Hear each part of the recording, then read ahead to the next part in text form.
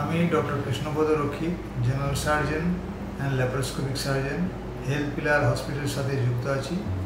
আজ আমি একটা বিশেষ রোগ নিয়ে আলোচনা করব, যেটা সবসময় আমাদেরকে সার্জারি বা অপারেশনের দিকে নিয়ে যায়। পিত্তথলিতে পাথর একটা কমন রোগ, যে রোগ নিয়ে আমাদের প্রায় সকলেই কোনো না কোনো অভিজ্ঞতা আছে, তার বাড়ির কারো না কারো এই অপারেশন হয়ে থাকে।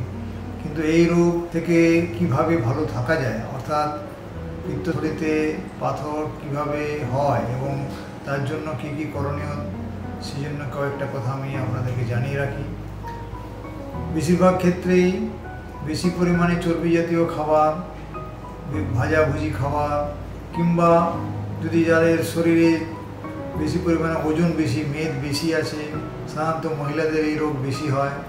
তাই যতটা সম্ভব ওজন কমাতে হবে এবং ফ্যাট জাতীয় বা চর্বি জাতীয় জিনিস কম খেতে হবে। বাইরের খাবার, বিশেষত ফাস্ট ফুড থেকে একটু বিরত থাকতে হবে। এই রোগ হলে অপারেশন ছাড়া অন্য কোনো রাস্তা থাকে না। অপারেশনের অনেকগুলো পদ্ধতি আছে। আমরা সাধারণত দুভাবেই অপারেশন করে থাকি।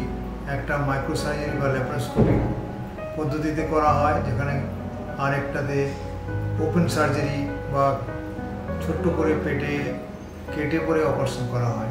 এই অপারেশন হলে পুরো গল ব্লাডার বাদ দিতে হয় এবং কোনো রকম ওষুধে এই পাথর থেকে নিরাময় বা মুক্তি পাওয়া যায় না। তাই যাতে এই রোগ না হয়, সেই জন্য প্রথম থেকেই যদি আপনারা সাবধান হন, তাহলে হয়তো এই রোগ থেকে মুক্তি পেতে পারেন। ভালো থাকবেন, সুস্থ থাকবেন। নমস্কার।